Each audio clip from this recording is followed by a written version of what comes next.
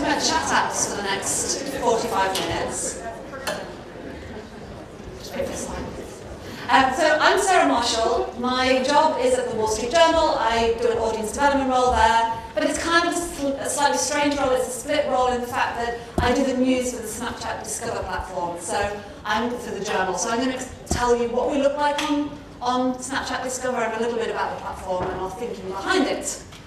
So we launched on Snapchat Discover on the 6th of January this year. So it feels like we've been on ages because I think we've learned a lot.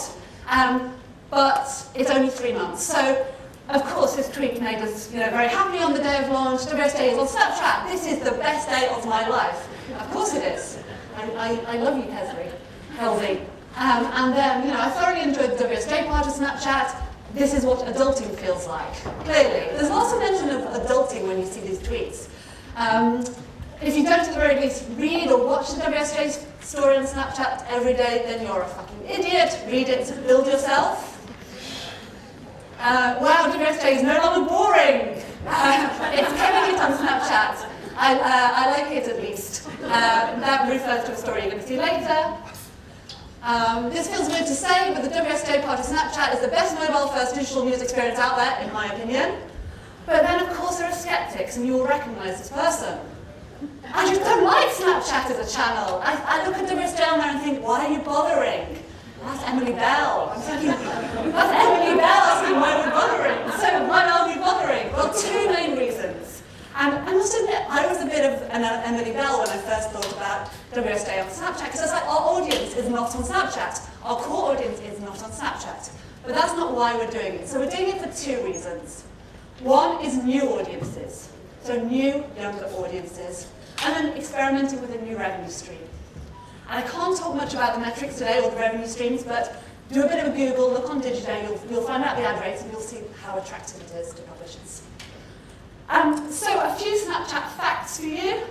How many of you are on Snapchat, by the way? I knew there would be a lot in this room, and you were probably not the usual user base. So Snapchat launched in July 2011. Discover launched exactly a year ago, a little bit over a year ago.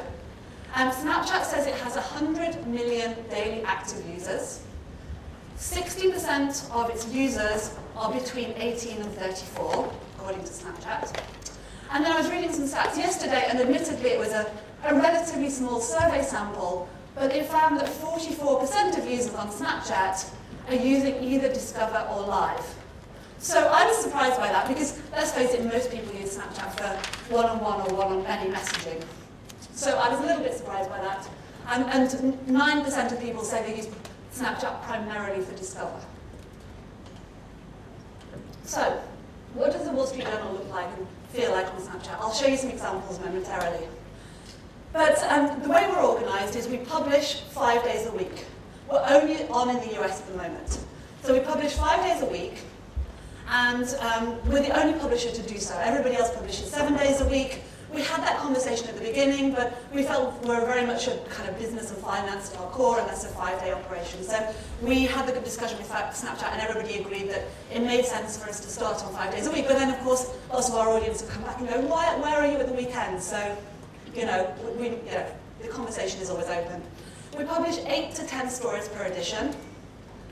And we have a team of about 5 people. I say about 5 because it's not as straightforward as we have 5 people working on Snapchat. People work across teams. So, for example, probably around a third to a half of my job is creating news for Snapchat, and the rest of the time I'm doing other things. And I'm working with an animator who's based in Moscow for the time zone reasons, because we publish at 7 o'clock East Coast time.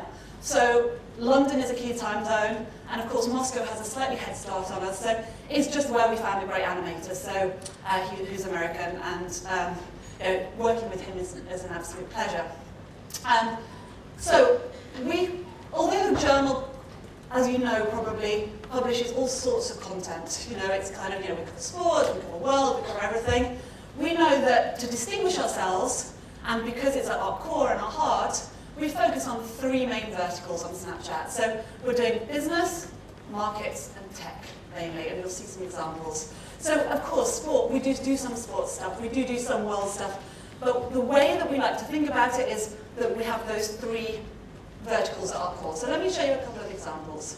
And I'm doing these from recordings from my phone rather than trying to do it live. So this first example I'm going to show you, and it's a video of my phone. So this was our first week.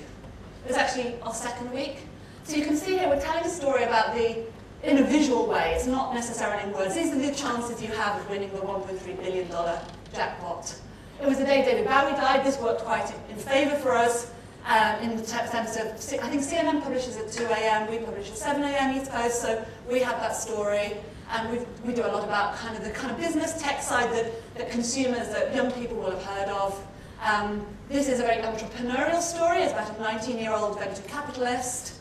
A story about Jack Dorsey. You'll recognise headcuts from the journal if any of you are familiar with the journal. That stippled drawing is very of the journal.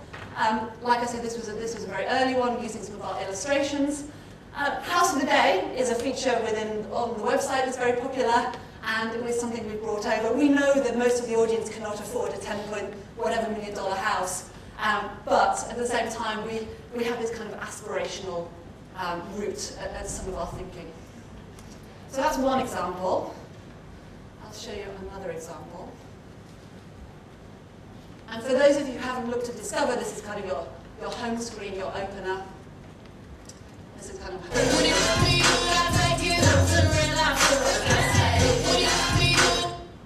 so you can see we're kind of going for the businessy angle of the Super Bowl story. And we're trying to do a lot of explainers. So explaining, like taking a really core story, like what's going on in the markets at the moment, and trying to explain why. The other thing that we do on Snapchat is we are contractually obliged to provide 5 Snapchat original stories a week. So we're commissioning for Snapchat, kind of an average of 1 a day. This is how we decided to tell this Twitter story visually. You can see the series of tweets. Again, you'll see the head cuts. Harry Potter over the years in head cuts, which I managed to pull out. Bedbugs, quote of the day. I can talk about how we do franchises. On a Friday, we do something slightly different. We do an edition, which I know that Vox does a lot and other publishers do a lot, where the one edition tells the whole story. What's nice about this one is that one of our early ones, so visually it's not as strong as some of our other ones, but what's really nice about it, it's such a core story. Who would have thought that on Snapchat we'd be telling a commodity story? It's about the cocoa industry, let's face it, but it's about chocolate, and it's about the fact that chocolate, there's more, as demand goes up, production is going down, but there's not going to be a chocopocalypse, don't worry.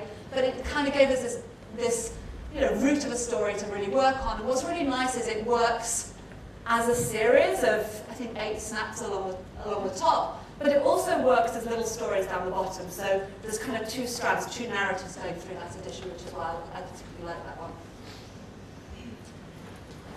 And just finally, one from yesterday, just to give you a very current edition. This is Kitten, the Snapchat kind of production app, so that we can see all our editions, because of course they go after 24 hours.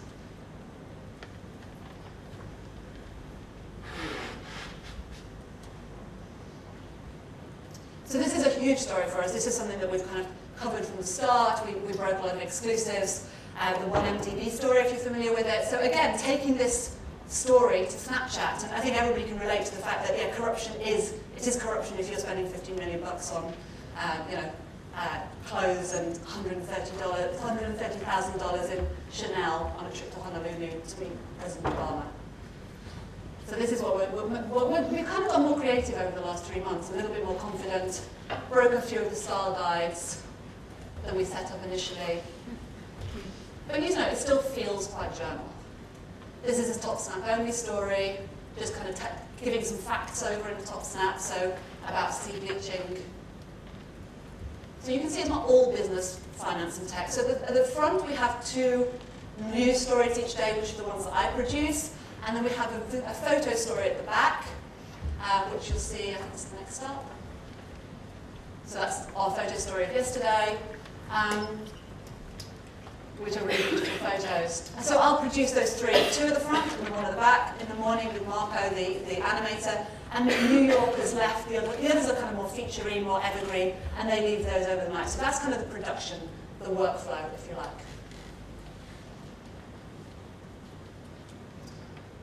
Cool. And to talk about workflow, one of the things that I think if you're considering being on Discover or just want to understand more about Discover, the big thing that you kind of have to learn, I don't know whether it's more like a newspaper or more like creating a TV broadcast, but it's got a beginning, middle, and an end. You have to think about the flow, and this was something that we really, to be honest, struggled with when we were testing. You know, it's like, how do you kind of have a lead? You need a lead story. That needs to be your strong story first. But then how do you have that flow where it doesn't just feel like a series of stuff and makes people want to continue and swipe through? And you know, and people do continue and swipe through. And particularly having those things in there, which we call franchises, and Snapchat calls franchises. You saw Quote of the Day in there, you saw House of the Day. So having those regular features, like always having a photo story at the end, helps the audience who form a habit come back and know what to expect. So Snapchat kind of helped us along at the beginning, kind of helping us think about this and how having those features each day kind of gives people continuity. So what are the outcomes? What are the kind of big outcomes for us? So the kind of 4 outcomes, which I guess were kind of expected, was of course new revenue streams, which our business side is, you know, we've got advertisers that have never advertised with the journal before because of this is a different platform and a different audience. We've got new audiences. We've got, you know, a much younger, we know that it's a younger audience. We know that it's, you know, an audience of 18. We don't write for the audience, we write for the platform, but we know that that 60% is 18 to 34. So we try and think about that audience as people who are, you know, maybe getting their first job at Goldman Sachs, or they're maybe at an Ivy League university. And, you know, these people are, you know, obviously super smart. We're after ambitious people. We're after kind of the future Wall Street Journal readers. So we're after those people who are ambitious. And quite frankly, we'll always have, probably, I don't know because we don't see other publisher stats, we'll probably always have fewer readers than Cosmo, for example, or fewer than ESPN. But we're going to have those smart, I think Renee was talking earlier about, you know, quality readers, you know, those future subscribers. Those are the kind of people we want. So the numbers, I can't share with you, but they are huge and very reassuring. But the interesting thing is about, you know, these audiences, and we know they're smart because they're interacting with us. We think about them, and when we were planning for Snapchat, we did a lot of thinking about who these new audiences, who we thought these new audiences would be. And like I said, we were having these conversations, and we found out what kind of questions Goldman was asking in an interview, for example, about, like, one of the questions they ask here is, can you explain QE, or can you explain why the Fed has kept interest rates so low for so long? So we know that kind of question. So we're helping people understand the world. We're doing a lot of explaining. You know, we know that a journal audience coming to a story about the China stock market or coming to a story about the oil markets would kind of know why a rise or fall in the price of oil would be good or bad for them, but we're explaining what this means in a very accessible way to really try and help people understand. And when we started thinking about these new audiences, then this word ambitious, of course, came up, but the 3 key words that came up that I think about every day as I'm selecting stories: inspirational, aspirational, and entrepreneurial. So inspirational, you saw some examples there of stories. Aspirational, House of the Day, the new Bugatti, a new car, you know, stuff that they can't afford but clearly dream of. And entrepreneurial, so a lot about tech entrepreneurs, and, you know, Jack Dorsey you saw the example of, for example. And so yeah, the outcomes, there was new audiences, new revenue streams, loyalty.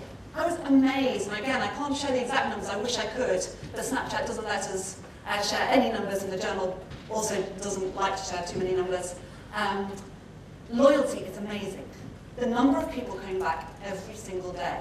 It's kind of like overnight, we went from not engaging with this group to being one of the 20 or so publishers on Snapchat Discover, and suddenly having this new loyal audience, not just flyby audience, but an audience that is coming every single day. So in my personal view, it's probably the biggest thing the journal has done for audience development in the last couple of years, definitely. The other thing it's given us is, of course, future audiences on other platforms. We hope that by engaging with us on this platform, by understanding the journal stories don't have to be boring, referring to that tweet at the beginning, then we think that they're going to come to us elsewhere. And of course, we have to work on those user journeys in terms of audience development. The other thing that has happened is some unexpected outcomes. So some unexpected outcomes were things like, I think a lot now about how sometimes we can write stories in such a much tighter way. So quite often what I'm doing is taking a 1,000-word or much longer story on corruption in Malaysia. I'm taking a 1,000-word story and condensing it down into the key components, which will end up with probably 300 words. And let's face it, yeah, okay, a long feature, maybe not, but most stories can be told really, really well in 300 words. And I think that will have I think the learnings from that will go back out from Snapchat to other areas of the newsroom, thinking about how we tell other stories. Another unexpected outcome for me was kind of how we work across other teams. So we're quite joined up on editorial on Snapchat when I'm thinking about what news to produce in the morning. I look at what's on the front of the US edition of the US paper. I look at what's in the 10 point, which is the daily email from the editor-in-chief. And I look at what's news. What's news is a name given to the column on the side of the journal, which is kind of news snippets. But then we produced and released last year an app called What's News, which kind of replicates that, so 10 stories told in a very brief way. So what's been really interesting for me is both taking inspiration from what What's News is covering, but also the workflows. So I sit opposite to the two people in London who work on What's News, and we'll do things like work out what stories they're covering, what stories I'm covering. If I've condensed a story into 300 words, then that will go to What's News too, and What's News will give me a story, etc. So it's kind of really interesting when you enable teams to work together within newsrooms. It's really amazing what can happen. And just taking, finding the raw data behind a story and getting that from we have a pretty good way of collecting data and linking it to each story, which gives us internal databases. So we can very quickly build charts or build something that's a visual way of telling a story that's, let's face it, often much better than words. So lots of unexpected outcomes as well as expected outcomes, I think, for us. So we're all really excited about it. Oh, I can just show you a couple of screen grabs of What's News. This is the app I was just mentioning. And WSJ City, we launched this app earlier this year, I think maybe at the end of last year. So 2 apps built on the same template. Again, we're learning from each other as we're working across teams and working very closely together. So the other part that I wanted to mention as well, being as, let's face it, I know there's a finite number of places on Snapchat Discover, and you're not all going to be thinking about joining because either you don't have 5 people you can devote to the platform, or you don't want to go down this route. So I thought I'd mention Snapchat Stories. How many people are familiar and use Snapchat Stories within either personally or within their news organisation? Okay, a large proportion, as I expected. So we started probably, I'm guessing the beginning of last summer, with an account. WSJ was gone at that time. We were slow off the mark.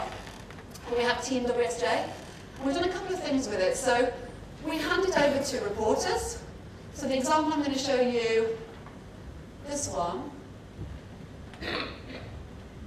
is one of our world reporters. So this is something we did over a series of weeks. Each week we gave the account and let the journalists log in. So giving people on Snapchat a little snippet of life from our different foreign correspondents, our different world reporters, which we know that, let's face it, younger people are quite often fascinated. They're very outward, looking into the world, wanting to understand different places. So we thought this was a great way of doing it. We put some checks and balances in place. We checked that they understood the platform. I've learned it's really hard to teach Snapchat Stories to somebody. It's really difficult. If you try and do it over the phone to a reporter who's never used Snapchat before, just forget about it. But Ahmed, he's got a handle at Ahmed on Twitter and 100,000 followers plus. So he's kind of a very social person at the centre. So let me see if I can play this one for you.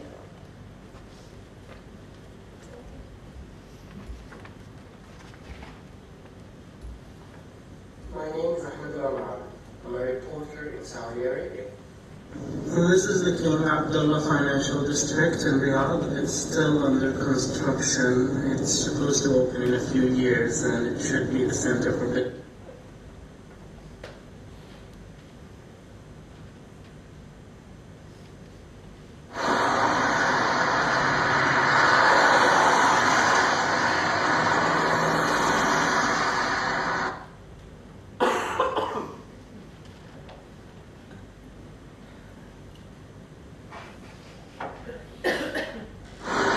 Perks of living in the world's top oil exporter.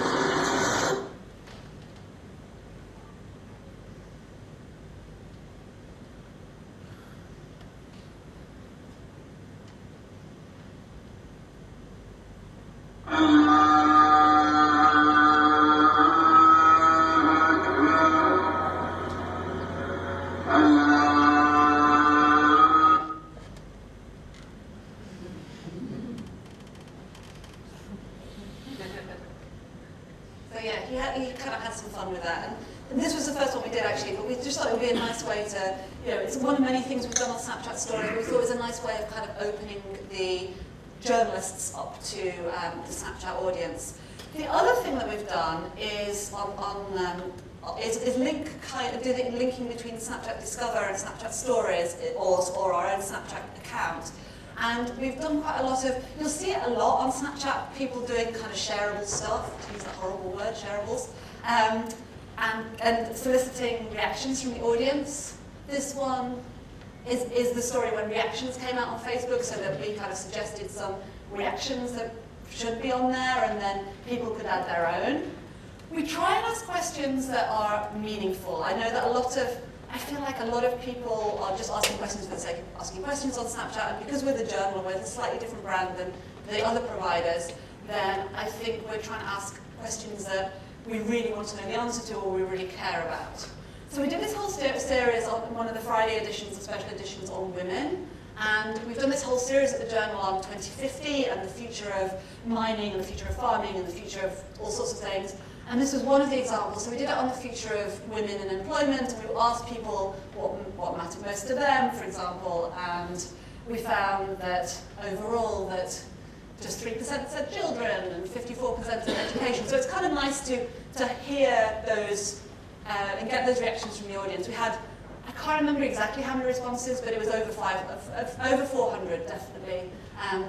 People just taking the time and sharing with us, the @Team WSJ channel. So those are kind of the engagement examples. If you haven't tried stories, then I would encourage you to take a look.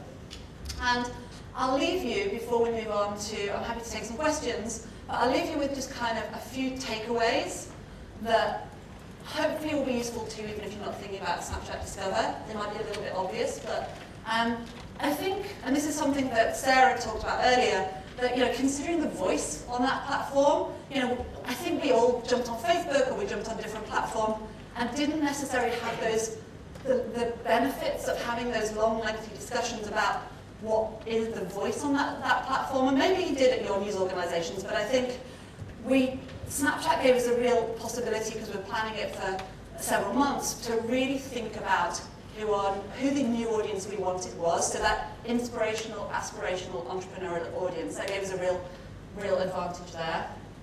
And creative workflows, that's been the most rewarding part in a way, of kind of just seeing how different parts of the news organisation, this big beast of a huge news organisation can work together, and how you can work in unexpected ways with either teams that are writing a daily email or a team that is creating an app. And playing the long game. Let's face it, these future audiences, these perhaps 18 to 34-year-olds, they are kind of going to be important to us, not necessarily tomorrow or next month. They're going to be important to the Wall Street Journal kind of for many years to come. So I think that's also been a very refreshing part of this process for me, and thinking really about playing the long game. It's so easy in the newsroom to think about the metrics that happened today, or the thing that's happening that broke in the news yesterday, or the thing that we need to do for this month's budget or whatever. But actually playing the long game, if we can have the confidence within our newsrooms to do that, I think it's kind of hugely beneficial. So, that's all I have for you. I'm happy to take a couple of questions, I'd rather actually spend the time, because I had two really interesting conversations, one last night and one this morning, around other people who have been doing things on different chat apps. So I was going to hijack this session slightly and invite them and put them on the spot rather. I did forewarn them, but Melissa from the Globe and Mail and James from the BBC to just give them kind of an opportunity to share their learnings with you. But it might make sense if anybody's got any burning questions about Snapchat, I'll take those first, and if not, we'll listen about Yik Yak and WhatsApp. Yes, at the back. How do you generate money from it? So it's advertising. So we sell the vertical ads between, and Snapchat sells some, and the percentages change, depends on who sells them. Yeah. So Snapchat's just opened a 6-person ad team office here, so now it's become, for UK publishers, suddenly very attractive here. Because if Snapchat is selling the advertising, we're selling the advertising. The interesting thing about advertising for me on Snapchat is, you know, let's face it, we all know that the banners and buttons of digital websites are just frustrating for readers and for everybody in their ad blocking. For me, the ads on Snapchat feel more like an ad in a magazine. You open Vogue and you never mind looking at an ad for, you know, a handbag or a pair of shoes, because it kind of feels part of the product. For Snapchat, for me also, the advertising, because it's created in a vertical video specifically for that platform, it's not frustrating. And actually the research that came out yesterday that I was mentioning, it was a report by Variety, then it said that most people don't find the advertising annoying, you know, which is, let's face it, in this day and age of ad blocking, it's extremely rare. And the ad rates are extremely favourable, because you can sell them either by addition or by a million sets of eyeballs. I think that's how Snapchat sells them. I don't know the full details, because it's very much our business side that handles that, but it's, you know, there is a attractive revenue model behind it. Yes, Renee? Just a quick one. Do you have journalists who are now pitching you stories for Snapchat? Yeah. So what we were trying to do before we launched is encourage journalists to, you know, think about pitching stories for Snapchat, and it was really hard.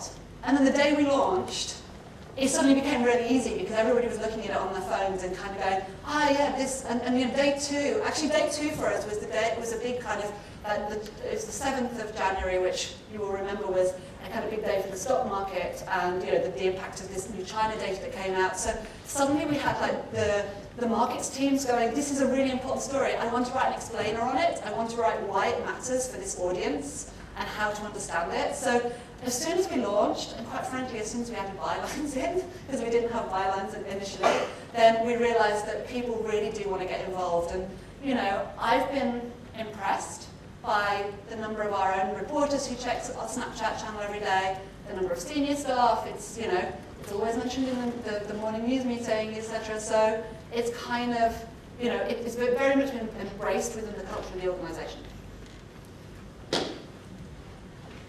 Hi. How does the participation that you see from your audience in Snapchat stories differ from that you see on other platforms in terms of both quantity and quality? So I guess growing an audience on Snapchat stories is quite hard, because it's not the kind of shareable stuff that Facebook provides. And Discover has given us a bit of a leg up on that, I guess. So participation, I think ours is really helped by Discover, quite frankly. But you see other organisations using Snapchat stories to great effect, and kind of producing stuff every day. And you know, the Washington Post done some great stuff around the election, for example. And actually 30% of, in the survey yesterday, 30% of people using Snapchat said that they got US election news via Snapchat, which is kind of, you know, quite a big number considering it was started as a messaging app. So participation, of course, it's traditionally it's lower and it's a slower build, but I think it's still worth that time and effort of thinking of ways to do it in an appropriate way for your particular brand. Yeah, Mark. I'll just ask you about the analytics. Yeah, you can try. From a Discover point of view, Yeah. you get a lot of data. Yeah. But on stories, we get pretty much nothing. Views, and that's about it, really. Yeah. And we've been experimenting with BBC with stories Yeah. to some, you know, reasonable effect. Yeah. But one of the things that's held us back is understanding the rhythms of our audience in terms of the length of those stories, Yeah. not just whether they want to watch each individual snap, but what they're getting most from it, what subjects are resonating and so forth. Are you able to share anything about that? Yeah. So on stories, we kind of don't really have anything meaningful. On Discover, they give you, the analytics are within the CMS which makes so much sense. So, it's very easy to access by anybody in the CMS. The analytics, they give you both within the CMS, and it's very visual, and then they send you a daily and a monthly report, which you can kind of... That's for Discover. That's for Discover, yeah. But for stories, then, I think everybody's going to be limited, Right. And unless there's anything else, then do you mind, James and Melissa, if you're both in the room, being put on the spot rather than coming forward? Here's Melissa. We had a conversation at the Google reception last night, and she was telling me about something they've been trying on WhatsApp, so I thought it'd be interesting if we all... And if anybody else has been trying stuff on Gmail and you have time before lunch, then feel free to, after Melissa speaks, to kind of, notify us, and we can have a group conversation about each other's lessons. Go for it.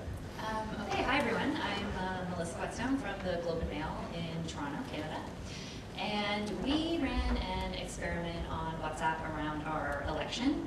So the idea was a curated, here's the one thing you need to read today to help you make an informed vote on October 19th. So it was myself and another social media editor who kind of picked, a news story or a graphic showing where the leaders were in the polls that day. More servicey elements like don't know who to vote for, here's Created in a vertical video specifically for that platform.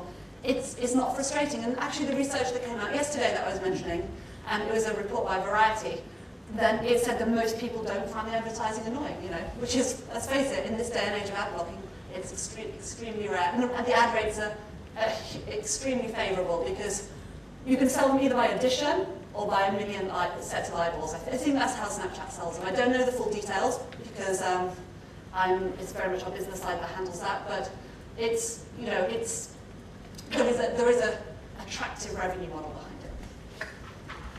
Yes, Renee? Just a quick one. Do you have journalists who are now pitching you stories for Snapchat? Yeah. So what we were trying to do before we launched is encourage journalists to, think about pitching stories for Snapchat, and it was really hard. And then the day we launched, it suddenly became really easy because everybody was looking at it on their phones and kind of going, this, and day two for us was the day, it was a big kind of, it's the 7th of January, which you will remember was a kind of big day for the stock market and, the impact of this new China data that came out. So suddenly we had the markets teams going, this is a really important story. I want to write an explainer on it. I want to write why it matters for this audience and how to understand it. So as soon as we launched, and quite frankly, as soon as we added bylines in, because we didn't have bylines initially, then we realized that people really do want to get involved. And, I've been impressed by the number of our own reporters who check our Snapchat channel every day, the number of senior staff. It's, it's always mentioned in the morning news meeting, etc. So it's kind of, it's very much been embraced within the culture of the organization. Hi. How does the participation that you see from your audience in Snapchat stories differ from that you see on other platforms in terms of both quantity and quality? So I guess growing an audience on Snapchat stories is quite hard because it's not the kind of shareable stuff that Facebook provides. And Discover has given us a bit of a leg up on that, I guess. So participation, I think ours is really helped by Discover, quite frankly. But you see other organizations using Snapchat stories to great effect and kind of producing stuff every day. And the Washington Post done some great stuff around the election, for example. And actually 30% of, in the survey yesterday, 30% of people using Snapchat said that they got US election news via Snapchat, which is kind of quite a big number considering it was started as a messaging app. So participation, of course, it's traditionally it's lower and it's a slower build, but I think it's still worth that time and effort of thinking of ways to do it in an appropriate way for your particular brand. Yeah, Mark. Can I just ask you about the analytics? Yeah, you can try. From a Discover point of view, Yeah. you get a lot of data. Yeah. But on stories, we get pretty much nothing. Views, about views, and that's about it, really. Yeah. And we've been experimenting with BBC with stories Yeah. to some, reasonable effect. Yeah. But one of the things that's held us back is understanding the rhythms of our audience in terms of the length of those stories, Yeah.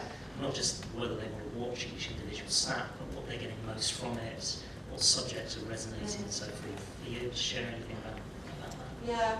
So on stories, we kind of don't really have anything meaningful. On Discover, they give you, the analytics are within the CMS which kind of makes so much sense. So, it's very easy to access by anybody in the CMS. The analytics, they give you both within the CMS, and it's very visual, and then they send you a daily and a monthly report, which you can kind of... That's for Discover. That's for Discover, yeah. But for stories, then, I think everybody's going to be limited, yeah. Right.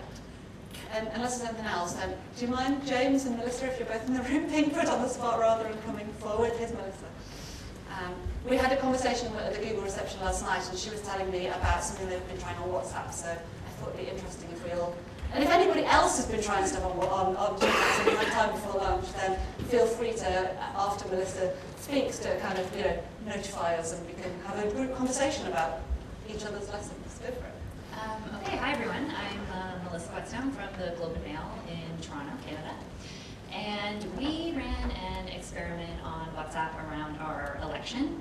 So the idea was a curated, here's the one thing you need to read today to help you make an informed vote on October 19th. So it was myself and another social media editor who kind of picked, a news story or a graphic showing where the leaders were in the polls that day, more servicey elements like don't know who to vote for, here's... For everything he says he's going to do to change America, but if you look on Yik Yak at the time, the exact same students who are in that auditorium are trolling him mercilessly. They're absolutely ripping into every line, and they can do that on Yik Yak because it's anonymous and because it's local. The Yaks are limited to I think it's 10 miles or 1.5 miles. I've read different things. And so we at BBC News were thinking, okay, 98% millennial, growing young audience, how can we play the long game, as Sarah says? And so we decided to partner or collaborate with Yik Yak. We were surprised to find out that apparently no news organisation had done that yet. Nobody had collaborated with Yik Yak. I found that hard to believe, but that's what they told us. And so in Canada, for the elections, we decided to use the Herds feature, which allows you to start a conversation. And we started it nationally.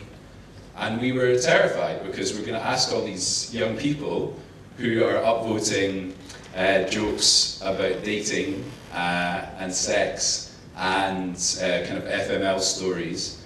We're going to ask them about politics and news and sort of serious things. I mean, they're going to start trolling us. They're just going to downvote everything that the BBC puts on there, and just as a community, they're not going to engage. And Yik Yak were scared too, and they said they didn't know it would work. And we didn't get 100 engagements or 1,000 engagements. We got tens of thousands of engagements. Because what do you know if you ask young college-age people a thoughtful question on a topic they care about, they'll answer it. And the good thing was we were able to take the best yaks and bring them back to the BBC on our live blogs about the Canadian election and on our social channels. So we actually managed to harvest content from that. And then more recently, with our Newsbeat brand, we decided that the anonymity aspect of Yik Yak, we were thinking, well, what's the topic that young people really care about and want to talk about, but they're afraid to talk about openly? Maybe the anonymity feature would be a good discussion forum. So we chose mental health for BBC Mental Health Week with my colleague Felicity Morse, and we got some fantastic and really moving, social stories that came out of using this platform that everybody thought was just a bit of a joke and a bit silly at first. So, but the really interesting thing now, of course, is that Yik Yak is no longer anonymous per se, because as of a couple of weeks ago, you can have your own username. So it'll be interesting to see what happens with that, whether that's like a bonus for all of us news publishers, because we can say, hi, I'm BBC James, which I am on Yik Yak. You can engage with me on Yik Yak as BBC James if you want. And I can identify myself as no, I really am who I say I am, or whether that will kill the whole thing that everybody really loves about Yik Yak in the first place, which is nobody knows who you are. So yeah, I think, does anyone have any questions about that? Anyone else been using Yik Yak for news publishing that wants to add your own story about whether it's worked or not worked? Somebody over here? Yeah. Sorry, I've got a question. Just intrigued as to how you got that process through, how you solved scene stuff on this is the new platform we should be using, and here is why. How long that process took. Until Jeremy's talking to me. Yeah, well, luckily at the BBC we have some very enlightened senior staff. Most people here will know Trushar Bara, who is kind of the dawn of chat apps as far as most of us at the BBC are concerned. But there was some, rightly I think, some editorial concerns around Yik Yak because it has been associated with some more controversial news stories in America on campuses. And so we did have to have a lot of proper meetings, and we had to think about, well, if people are posting anonymously, it makes verification a problem, right? You know, and also, you know, how responsible are we for the conversations that come out of that we've seeded on Yik Yak if those conversations turn difficult. But the encouraging and really amazing thing I've experienced about Yik Yak as somebody who uses it is that there's a community on there that doesn't stand for bullying or intimidation, and what you find is because people can upvote and downvote comments, people will regulate. There's a kind of a regulating thing that happens just among the user base, a little bit like Reddit. There's a kind of very strong, kind of social rules on there, and those rules have actually played to our advantage, we think, when dealing with serious topics.